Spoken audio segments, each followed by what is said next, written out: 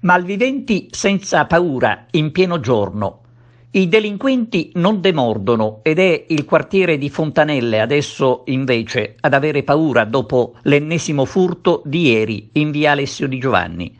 Il lavoro investigativo della polizia scientifica giunta sul posto assieme alle volanti potrebbe a breve dare un nome e un volto ai malviventi che hanno agito indisturbati.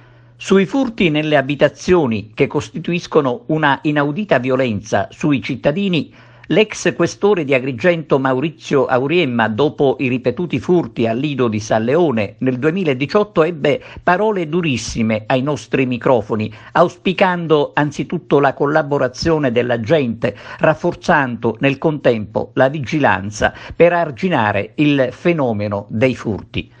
Ed è proprio la collaborazione dei cittadini che spesso manca quando invece sarebbe provvidenziale di fronte ad ogni minimo sospetto. La stupida omertà, insomma, di farsi i fatti propri nel caso in cui basterebbe una telefonata alle forze dell'ordine, rimane uno stupido comportamento che agevola i delinquenti. Tornando a Fontanelle, c'è da dire che negli anni 90 venne individuata un'area su cui costruire una caserma dei carabinieri, un progetto finito nel dimenticatoio come sempre.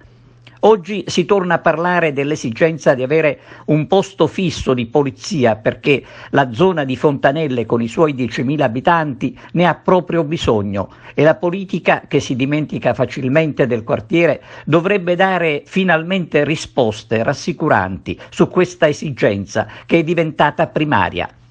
Un discorso che sicuramente investirà il Comitato Fontanelle Insieme per una netta presa di posizione a tutela degli abitanti. Staremo a vedere.